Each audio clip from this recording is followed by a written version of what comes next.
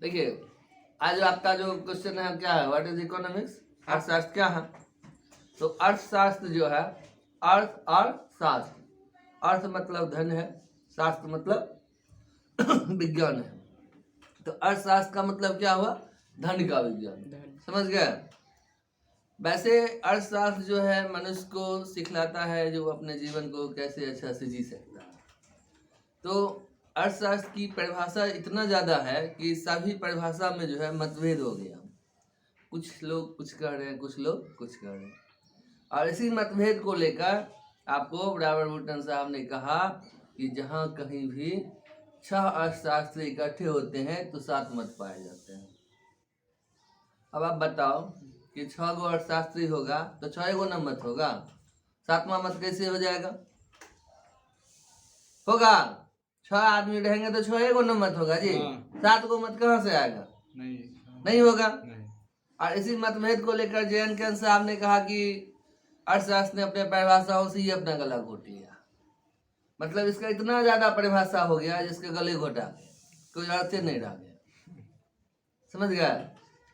जो कह बैनर तो यहाँ तक का है कि अर्थशास्त्र वह है जो अर्थशास्त्री कहते हैं। मतलब क्या, अर्थशास्त्र वह है जो अर्थशास्त्री कहते हैं, जो अर्थशास्त्री कह रहे हैं ना वही अर्थशास्त्र है, समझे। तो देखिए, अर्थशास्त्र के अध्ययन के लिए अगर हम लोग चाहें तो अर्थशास्त्र के परिभाषा को 4 भागों में रख सकते हैं। क्या भागों में रख सकते हैं, 4 भागों में। पहला हो गया प्राचीन अर्थशास्त्र द्वारा दी गई परिभाषा, दूसरा हो गया मार्शल साहब द्वारा दी गई परिभाषा, तीसरा हो गया रॉबिन साहब द्वारा दी गई परिभाषा, और चौथा हो गया आधुनिक परिभाषा जो आज है, ठीक है। अब हम लोग आते हैं प्राचीन अर्थशास्त्री जो थे उसमें सर्वप्रमुख एडम स्मिथ साहब थे। कौन थे, एडम स्मिथ साहब, जिनका पुस्तक प्रकाशित हुआ 1776 ईस्वी में। कितना ईस्वी में प्रकाशित हुआ, 1776 ईस्वी में, जिस पुस्तक का नाम था an inquiry into the nature and causes of wealth of nation. An inquiry मतलब होता है एक खोज, इनटू द नेचर मतलब प्रकृति, कॉजेज मतलब कारण, ऑफ वेल्थ मतलब धन के प्रकृति एवं कारण। धन, धन समझते हैं ना, धन का प्रकृति क्या है और कारण क्या है, समझ में आ रहा है ना। धन का प्रकृति क्या है और कारण क्या है, उसका एक खोज था, समझे। इस पुस्तक में उन्होंने परिभाषा दिया था, economics is the science of wealth, अर्थशास्त्र धन का विज्ञान है, अर्थशास्त्र धन का विज्ञान है, समझ में आ रहा है ना। अब आप बताओ धन का मतलब क्या है, रुपया पैसा, कागज का जो नोट है रुपया वही है।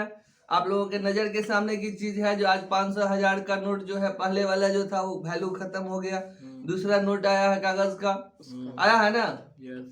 इसका क्या वैल्यूडिटी है, कल क्या होगा इसको कौन जानता है, कोई जानता है। कल इसका वैल्यू खत्म हो जाए इसकी कोई गारंटी है। तो धन किसको कहेंगे, क्या है धन। देखिए धन का कारण क्या है, सो बताइए आप, धन क्यों चाहिए लोगों को, धन क्यों चाहिए मनुष्य को, मनुष्य को धन चाहिए जिससे वो अपना जीवन यापन के बढ़िया से जी पाए। तो धन का कारण हो गया आपका जीवन यापन, नहीं कॉजेज और नेचर। धन का नेचर क्या, प्रकृति क्या, किसको आप धन कहोगे, क्या है धन।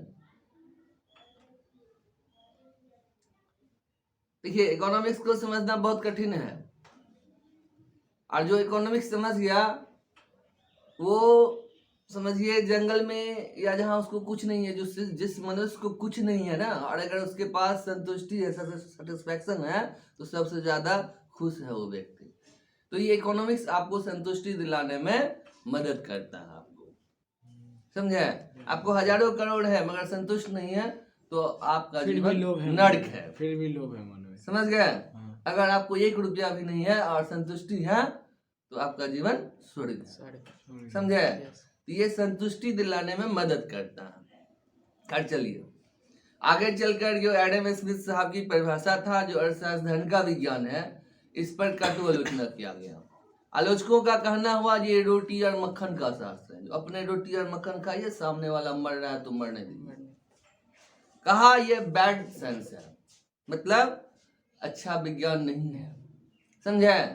ये शैतान का शास्त्र है, मतलब शैतान ही ऐसा काम कर सकता है, समझ रहे हैं ना? आगे चलकर मार्शल साहब आए। मार्शल साहब ने जो है अर्थशास्त्र के महत्व को देखते हुए फिर से अर्थशास्त्र को एक परिभाषित किया। उन्होंने कहा जो प्राचीन अर्थशास्त्री जो एडम स्मिथ साहब है, जो अर्थशास्त्र को धन का विज्ञान का है, तो धन की अपेक्षा मनुष्य का प्रमुख स्थान देना चाहिए। धन की अपेक्षा मनुष्य का प्रमुख स्थान देना चाहिए, क्योंकि धन मनुष्य के लिए है। धन किसके लिए है? मनुष्य के लिए, न कि मनुष्य धन के लिए। मनुष्य है धन के लिए? नहीं, धन है मनुष्य के लिए। धन से मनुष्य होगा? होगा? मनुष्य से धन नहीं होगा। धन से मनुष्य होगा? नहीं होगा। नहीं, धन से मनुष्य हो जाएगा? नहीं। और मनुष्य से धन होगा? हाँ होगा। तो देखिए यही चीज है जो उन्होंने कहा, जो धन की अपेक्षा मनुष्य का प्रमुख स्थान देना चाहिए, क्योंकि धन मनुष्य के लिए है, न कि मनुष्य धन के लिए। धन साधन है, साधन नहीं। धन से आप बच्चे को पढ़ा सकते हैं, मगर बच्चा पढ़ ही लेगा इसकी कोई गारंटी नहीं है। धन से आप इलाज करवा सकते हैं स्वस्थ लोगों को, मगर वो स्वस्थ ही हो जाएगी इसका कोई गारंटी नहीं है। ये साधन है, खरीद सकते हैं, ज्ञान नहीं। धन जो है साधन है, साधन नहीं। समझ में आ रहा है ना? तो ये चीज है। उन्होंने उनका पुस्तक प्रकाशित हुआ जिसका नाम था प्रिंसिपल ऑफ इकोनॉमिक्स, और उसमें उन्होंने अर्थशास्त्र का परिभाषा दिया। जो अर्थशास्त्र जो है मानव के कल्याण का शास्त्र है। Economics the science of human welfare, मानव के कल्याण का शास्त्र है, समझे? आगे चल के इनके परिभाषा का भी कटोलोचना किया गया। आलोचक का कहना हुआ जो ये जो है अर्थशास्त्र को कल्याण से कोई मतलब नहीं है। मार्शल साहब ने कहा था जो ये जो है सामाजिक वर्गों का अध्ययन करता है। तो आलोचक का कहना हुआ कि जो समाज से बाहर एकांत जंगल में मनुष्य रह रहा है, उसके पास क्या आवश्यकता नहीं है, उसको भूख नहीं लगता है, उसको खाने की जरूरत नहीं है, उसको कोई क्या अभाव नहीं है, उसको भी जरूरत है। इसलिए अर्थशास्त्र जो है सबका अध्ययन करता है। मार्शल साहब का कहना था ये साधारण व्यवसाय संबंधी क्रियाओं का अध्ययन करता है। आलोचक का कहना है क्या जो बड़ा व्यापक व्यापार है उसका अध्ययन नहीं करता है। राजा हरिश्चंद्र थे, राजा थे, एक पल में उन्होंने सब राजपाट दान में दे दिया और आगे चलकर उनको बेटा को कफन देने के लिए भी नहीं रहा। समझ में आ रहा है कि नहीं आ रहा? तो कोई बहुत बड़ा व्यापारी है, अगर एक सेकंड वो किसी को दान में दे दे तो फिर आगे वो अपना जीवन यापन करने के लिए उसको कोई क्या रह जाएगा, कैसे वो अपना जीवन यापन करेगा? इसलिए सबको जरूरत है अर्थशास्त्र की, समझे? तो आलोचक का कहना था ये सबका अध्ययन करता है। तो आगे चलकर रॉबिन साहब आए 1932 ईस्वी में, समझे? 1932 ईस्वी में रॉबिन साहब आए, इनकी भी पुस्तक प्रकाशित हुआ जिसका नाम था nature and signification of economics science. Nature मतलब क्या होता है? प्रकृति। सिग्निफिकेंट मतलब क्या होता है? महत्व। ऑफ इकोनॉमिक्स साइंस मतलब अर्थशास्त्र का जो है प्रकृति एवं महत्व। समझ में आ रहा है? अर्थशास्त्र की प्रकृति एवं महत्व इनके पुस्तक का नाम था। मतलब ये था कि इकोनॉमिक्स का प्रकृति क्या है और इसका महत्व क्या है, नेचर क्या है और इम्पोर्टेंस क्या है। समझ में आ रहा है ना? तो इस पुस्तक में उन्होंने परिभाषा दिया, economics is the science which studies human behavior as a relationship between ends and square which have alternative views. Economics is the science मतलब अर्थशास्त्र विज्ञान है, which studies जिसमें अध्ययन होता है human behavior मानव के आचरण का। देखिए मानव का आचरण तो अलग अलग, पृथ्वी पर जितने मनुष्य हैं सबका आचरण एक दूसरे से अलग अलग है ना? उसका अध्ययन करता है इकोनॉमिक्स। समझ रहे ना? इकोनॉमिक्स इज द साइंस अर्थशास्त्र विज्ञान है उस स्टडी जिसमें अध्ययन होता है ह्यूमन बिहेवियर मानव के आचरण का, एज ए रिलेशनशिप जिसका संबंध है, आचरण का संबंध कहां से है? एंड्स एंड स्क्वायर साधन और अभाव से। हर एक मनुष्य के पास कुछ न कुछ साधन है और सारे मनुष्य के पास आवश्यकता है, समझे? और अल्टरनेटिव जिन साधनों का वैकल्पिक प्रयोग भी संभव है, समझे? इनके परिभाषा का 4 आधार था। 4 आधार में पहला था जो आवश्यकता अनंत है, आवश्यकता इतना ज्यादा है मनुष्य को जिसका कोई अंत ही नहीं है। जैसे ही मनुष्य की एक इच्छा की पूर्ति होती है कि दूसरा इच्छा खुद ब खुद पैदा ले लेता है।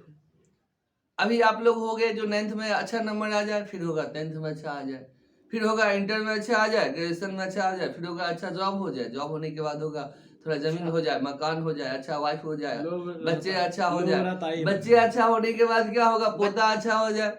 मतलब ये कभी खत्म होने बच्चे का जीवन अच्छा हो जाए। वही बात हुआ। आपके पास अभी अगर कार नहीं है तो होता होगा कार हो जाए, जिस दिन कार हो जाएगा तो सोचोगे हेलीकॉप्टर हो जाए। हेलीकॉप्टर हो जाए तो कहने का मतलब आवश्यकता का आपका कोई अंत ही नहीं है, समझे? अनंत है ये, इसका कोई अंत है ही नहीं। आवश्यकता है, कोई अंत नहीं। और साधन जो है आपके पास क्या है? सीमित है, कुछ नहीं है। आप अपने आवश्यकता को पूरा करने के लिए किसी भी मनुष्य को उसको साधन नहीं दिखाई देता है जो कैसे वो पूरा करेगा। जैसे आप इन आंखों से पानी के अंदर कोई कीड़ा देखते हैं क्या? नहीं। पानी के अंदर कीड़ा दिखाई देता है? नहीं ना दिखाई देता है। मैं माइक्रोस्कोप लगा लो तो उस पानी के अंदर भी बहुत से कीड़ा दिखाई देगा। वही बात है, किसी भी मनुष्य को अपने आवश्यकता को पूर्ति करने के लिए साधन नहीं दिखाई देता, मगर वो अर्थशास्त्र की जो माइक्रोस्कोप है, सम सीमांत उपयोगिता ह्रास नियम, जिसको प्रतिस्थापन का नियम कहते हैं, गोसेन का दूसरा नियम कहते हैं, जिसमें बताया गया है कि मनुष्य के पास कोई वस्तु है जिसको अन्य वस्तु पर खर्चा करना चाहता है तो इस प्रकार खर्चा करे कि प्राप्त उपयोगिता सबसे अधिक हो।